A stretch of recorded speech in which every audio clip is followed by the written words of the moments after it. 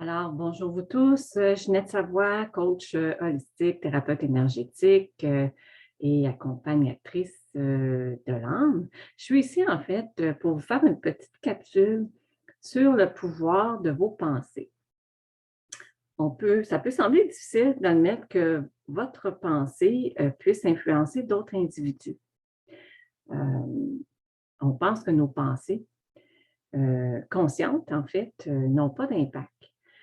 Mais dans les faits, c'est des pensées inconscientes aussi qui ont énormément d'impact. C'est un peu comme le iceberg. Hein?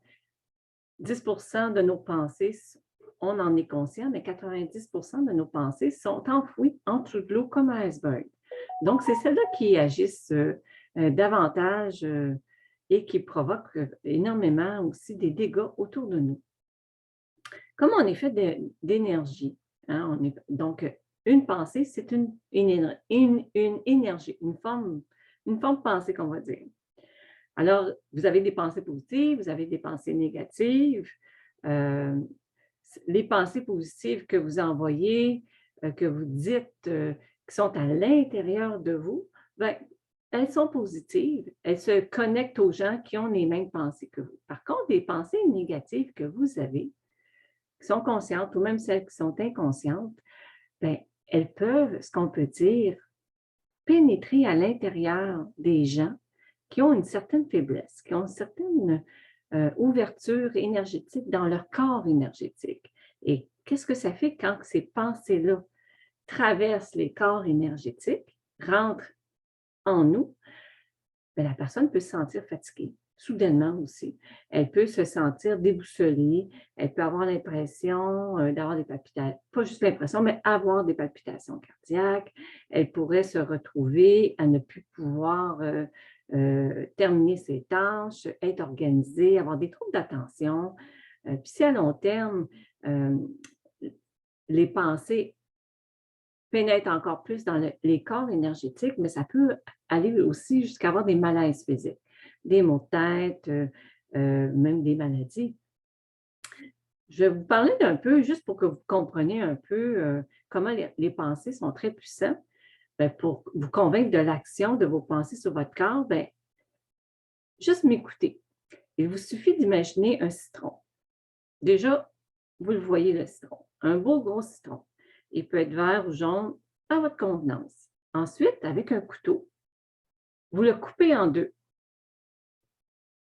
Vous prenez alors une moitié que vous pressez doucement de vos doigts. On est toujours dans l'imagination. Vous constatez qu'un peu de jus s'écoule. Vous portez ensuite cette moitié de citron à votre bouche. Vous sentez que du jus coule dans votre bouche. J'ai maintenant une question pour vous. N'avez-vous pas salivé en lisant ces quelques lignes? Là, je suis en train de le lire, mais en m'écoutant. Certains auront même senti de l'acidité dans leur bouche. D'autres auront même réagi parce que le corps ne veut pas avoir cette acidité-là.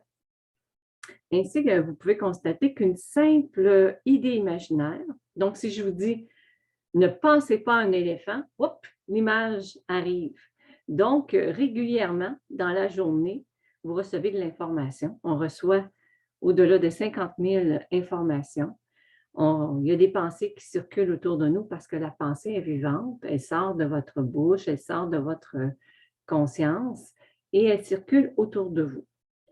Alors, qu'est-ce que ça peut faire des pensées négatives dans une maison? Je vais m'attarder sur cette partie-là. On sait que quand on arrive dans une maison, même dans un lieu, des fois où on sent une froideur, notre corps réagit. On peut même aller jusqu'à dire, ouf, j'ai l'impression ici que les énergies ne sont pas bonnes, on ne se sent pas bien. On peut même vouloir quitter la pièce aussi. Alors, qu'est-ce qui arrive dans ce moment-là? C'est certain qu'il y a plusieurs facteurs qui peuvent faire en sorte qu'on se sente de cette façon-là. C'est que les énergies des gens ressortent de notre corps. Donc, si moi j'arrive en colère dans une pièce, mais mon énergie de colère, les pensées de colère vont rayonner autour de nous. Donc, ça va venir pénétrer à l'intérieur des murs, des chaises, des objets. Et si j'ai des mots de colère, que ce soit envers mon enfant, envers mon conjoint, conjointe, ou j'ai la frustration, j'ai, mon Dieu, même de la tristesse, des émotions qui sont plus négatives, je les exprime ou je ne les exprime pas, mais ces énergies-là, ces pensées d'émotions, rayonnent autour de nous et ça va s'infiltrer dans les murs, les objets. Et c'est pour ça qu'on arrive dans une pièce et on dit ouf, ah, c'est pas drôle, on n'est pas bien. Ce que ça fait aussi, ces énergies-là dans les murs, hein, l'énergie qui est dans les murs, on appelle ça les mémoires d'un lieu, bien, ça influence, ça conditionne les mêmes comportements. Si on a des pensées positives dans un endroit, au contraire, on va avoir une vitalité, on va avoir des idées claires, on va être organisé, on va avoir de la joie, on va vouloir se mobiliser. Tandis que s'il y a des énergies beaucoup plus néfastes, bien, au contraire, on va être vraiment plus dans morose, dans la tristesse, même aller même jusqu'à la dépression.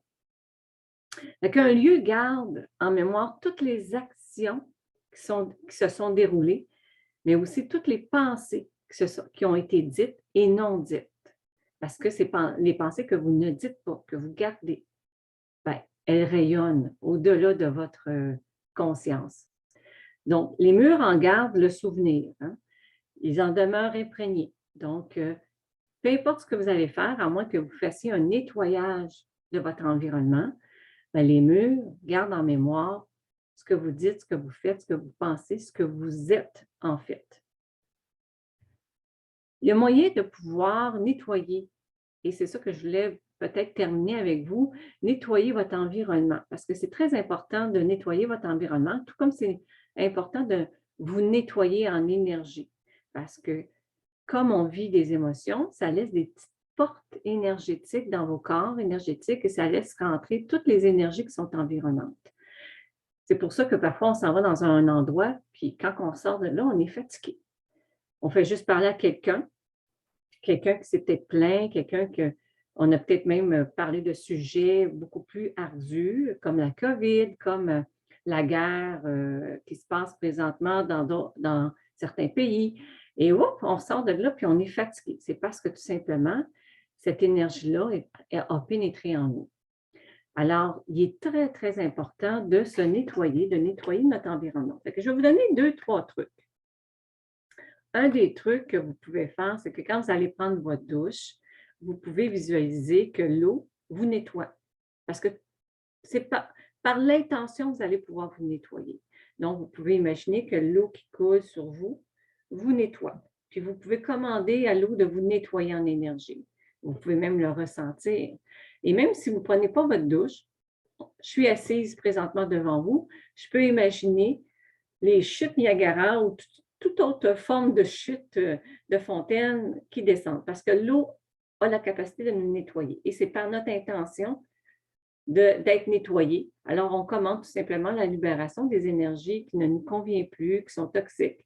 Puis on peut le faire 2, 3 fois. Alors, à chaque fois que vous êtes dans un endroit où que vous ne vous sentez pas bien, vous pouvez procéder, faire ce nettoyage-là.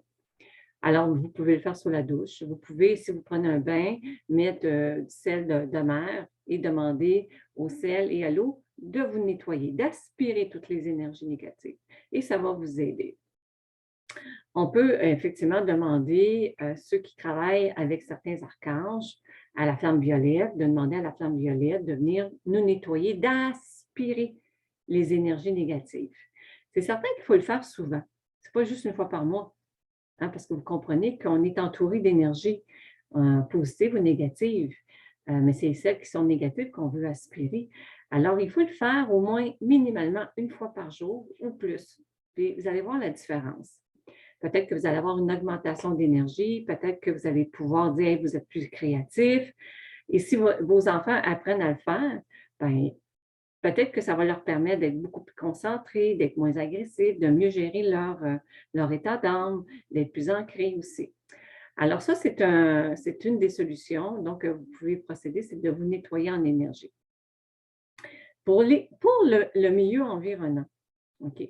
oui, il y en a qui vont dire on va utiliser la sauge, mais parfois, c'est vraiment pas suffisant. Tu sais, la sauge blanche, là, c'est pas suffisant.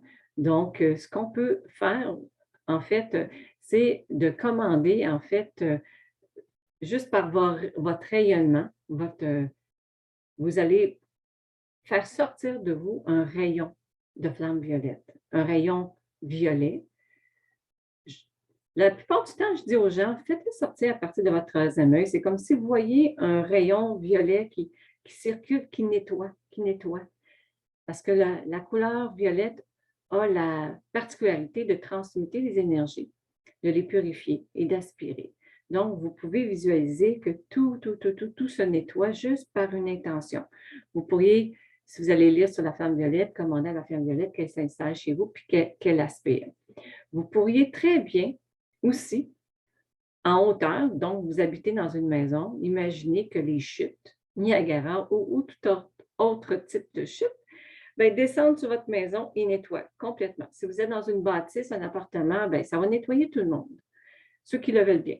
Alors, ça nettoie, puis tout s'en va dans la terre. Si vous avez des objets aussi, nettoyez-les aussi. Vous pouvez les mettre, c'est certain, certains objets peuvent se mettre sur du sel pendant une nuit.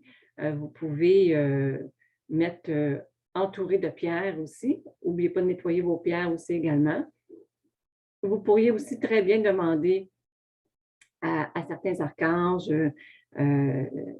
certains à la flamme violette de nettoyer des objets que vous avez, que ce soit des chaînes, que ce soit des objets que vous avez eus en cadeau, parce que tout est imprégné d'énergie. Vous pourriez aussi, pour les personnes qui savent faire du Reiki, l'Aochi ou toute autre approche énergétique, bien, utiliser les énergies que vous avez dans vos mains pour nettoyer. Et ceux qui n'ont pas suivi de formation, bien, vous avez des énergies qui partent de vos chakras. Et ça, juste dans une intention de nettoyer, vous pouvez nettoyer aussi également. Alors, je termine sur ceci. Si vous voulez avoir plus d'outils, d'accompagnement, ben, je peux vous accompagner aussi en privé. Vous pouvez aller consulter mon site internet www.chinettesavoie.com. Je donne des formations aussi sur comment s'ancrer, comment se nettoyer, comment se purifier, des soins énergétiques aussi également. Ça va me faire plaisir de vous accompagner et je vous souhaite vraiment une belle journée ou pour les personnes qui m'écoutent le soir, ben, une belle fin de soirée et pensez à vous nettoyer en vous couchant. Au plaisir de vous voir.